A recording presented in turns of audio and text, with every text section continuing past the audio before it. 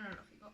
La Primera Guerra Mundial se produjo en el frente occidental entre Francia y Alemania, desde 1914 hasta 1918. Y tuvo 5 partes. En 1914, la invasión alemana de Bélgica y Francia. En 1915 se produjo un estancamiento donde se produjeron una guerra con gas y aérea.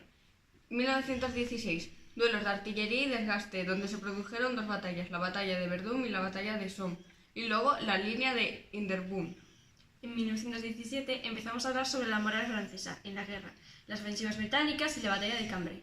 Y por último, en 1918, las ofensivas finales, ofensivas de primavera alemanas y ofensivas aliadas finales.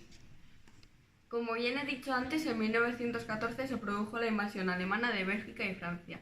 El ejército alemán realizó una nueva versión del Plan Schlieffen diseñado para invadir Francia rápidamente y para volver toda su fuerza hacia Rusia. Para ello debería cruzar Bélgica y derrotar a Francia flanqueándola hacia el sur para rodear al ejército francés en la frontera alemana. La batalla en Bélgica fue el asedio de Legia, que duró del 5 de agosto al 16 de agosto, y Luxemburgo fue ocupada sin oposición el 2 de agosto. Entonces, el ejército alemán se encontró con un ejército francés que acaba de conquistar Mauthausen y las primeras divisiones de las fuerzas expedicionaria británica que consiguieron la retirada alemana atrincherándose en el norte, formando al frente occidental. Como hemos dicho antes, en 1915 se produjo un estancamiento. Esto empezó el 10 de marzo, cuando los ejércitos británico y canadiense atacaron Nueva Chelle en un intento fracasado de ocupar la cordillera de Auvers. Empezó una guerra con gas. Se produjo cuando los alemanes liberaron gas cloro en el campo de batalla que provocó 5.000 muertes francesas.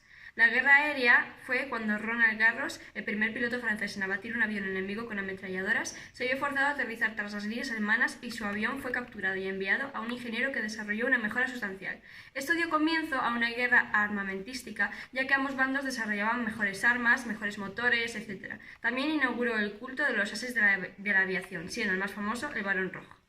En 1916 también se produjo los duelos de artillería y desgaste.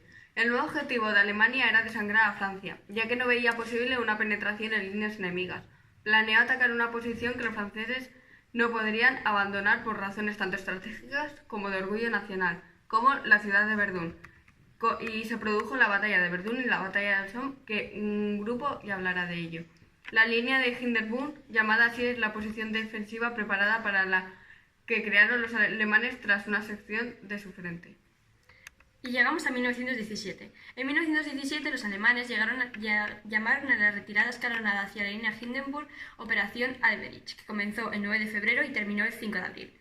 Mientras tanto, el 6 de abril, Estados Unidos declaró la guerra a Alemania. Vamos a hablar ahora de la moral francesa. El general francés Robert Nivelle ordenó una nueva ofensiva contra las trincheras alemanas, prometiendo que esta sería la victoria definitiva, pero su detallada planificación quedó trastocada con la retirada voluntaria de los alemanes hacia la línea Hindenburg, que acabó con la muerte de 100.000 soldados franceses.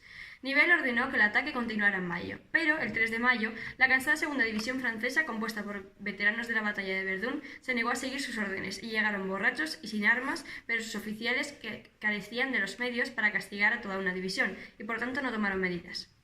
Los motines afectaron a 54 divisiones francesas y produjeron la deserción de 20.000 hombres, pero a muchos de ellos el patriotismo y el deber les animaron a volver, aunque se negaron a participar en más acciones ofensivas, y Nivelle fue retirado del mando y reemplazado por el general Philippe Pétain. Ahora entramos en las ofensivas británicas, cuando los estadounidenses llegaron a Francia. El 25 de junio llegaron a Francia las primeras tropas estadounidenses que necesitaban entrenamiento y equipamiento antes de unirse al combate. Desde finales de julio hasta octubre se renovó el combate alrededor de Ypres con la batalla de Passchendaele, que produjo una gran cantidad de bajas y una ganancia relativamente pequeña, y se ha convertido en el arquetipo de masacre sangrienta e inútil entre los historiadores británicos. También se produjo la batalla de Cambrai. En 1918 se produjo las ofensivas finales. Tras el éxito del ataque de los aliados hacia las defensas alemanas en Cambrai, Ludendorff determinó que la única oportunidad de ganar la guerra sería un último ataque decisivo en primavera, antes de que llegaran más soldados estadounidenses. El 3 de marzo de 1918 se firmó el Tratado de Brest-Litovsk y Rusia se retiró de la guerra. La principal estrategia de Ludendorff consistía en un ataque masivo hacia el Reino Unido. El ataque se utilizó unas nuevas tácticas de Sturmten, con aviones de ataque aire y tierra. Ofensivas de primavera alemanas. La operación de Mitchell casi tiene éxito en separar a los ejércitos franceses y británicos, Como resultado de la batalla, las dos bandas aliadas acordaron finalmente unificar el sistema de mando. En mayo, las divisiones estadounidenses tomaron un papel importante al conseguir su primera victoria en Cantigny. En verano, cada mes llegaban 300.000 soldados. Ofensivas aliadas finales. En julio, Foch inició una nueva ofensiva planificada contra el saliente de Marne. Este ataque tuvo éxito eliminando el saliente en agosto. 2 días después de terminar la primera, se lanzó una segunda ofensiva principal en Ames, con un objetivo similar. La ofensiva de los 100 días, que comenzó en agosto, fue la gota que colmó el vaso, y tras esta cadena de derrotas militares, las tropas alemanas comenzaron a rendirse en gran número.